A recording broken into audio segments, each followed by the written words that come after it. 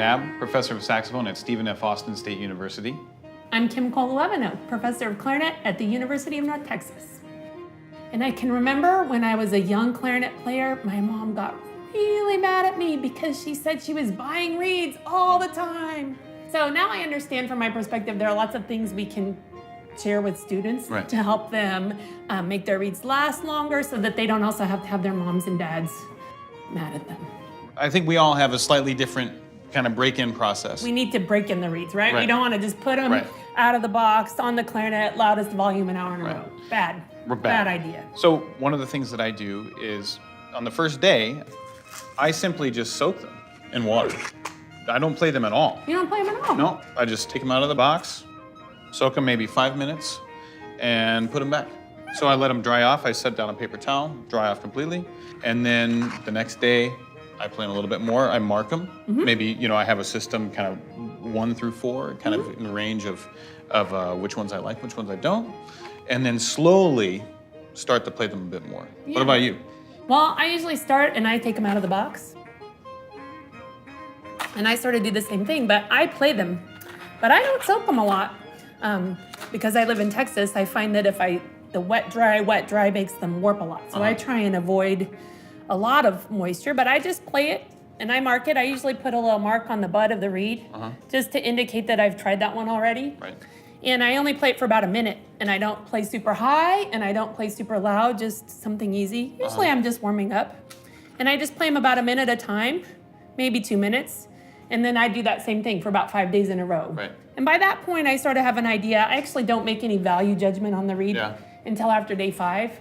But then I'll maybe make a mark on the back of if I like it or if I don't like it.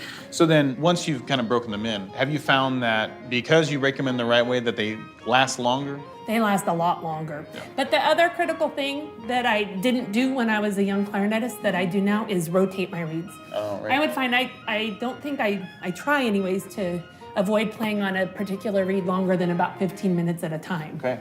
What about you? Yeah, same. In particular, if there are pieces that I'm working on that are like really heavy playing, a lot of louds, a lot of highs, it's organic material and it'll break down faster if you're working it hard for a really long period of time. So I always try, maybe I'll go, 20 minutes, 25 minutes, but I always try and rotate in a session.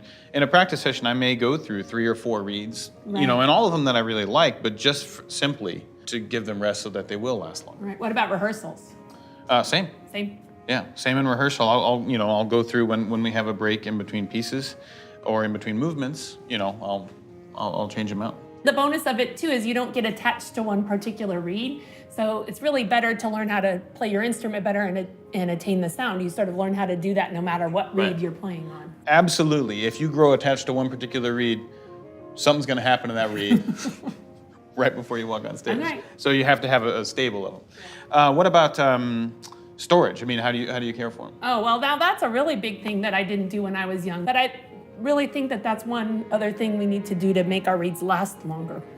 So the best is if you could find a container like this that actually has a humidipack. And what this humidipack does is it kind of keeps the humidity just right, not so moist that the reed will actually mildew. Because if you're in a really humid environment, the reed will actually mold or mildew. It's gross. But it also keeps it from drying out and warping, right? So a case like this, you can put the humidipack in there and store the reeds so the tips are protected and they dry out flat because there's room for the water to kind of evaporate out and it's kind of cool looking. So if you need to take it on stage for a concert, you don't look ridiculous. So, because of that, it actually, it keeps the humidity stable, so it doesn't just increase humidity. If it's more humid outside than where you are, it'll take it away. So it'll change the humidity both ways. So it really keeps the reeds stable. What about these ones? You ever use these? I do. A lot of times, if I'm using those, I will still include a humidipack, in a dry box or something like that. An airtight container of some kind. You slide it in there. Right. Again, it keeps the reeds flat. Prevents that from warping. That's a really important thing because it's organic material. It will change, with the weather. And so if we keep it flat and press against a flat surface, it mitigates a lot of warping and reed change. Also, I don't know that you can see, but it's numbered, so it can kind of help you keep your reeds. Keep track. Keep track of them, and you can put another little letters or numbers to keep them organized as well, to kind of keep track of things. Yeah. And in a worst case scenario, I must say, sometimes I'm in the worst case scenario that all my reed storage devices are in use. Sometimes leave them in the plastic containers. You can still do that. I think so long as you keep the humidity leveled. Just I put mine in an airtight container and with the humidipack still. Same thing. Yeah. Me too. Agreed.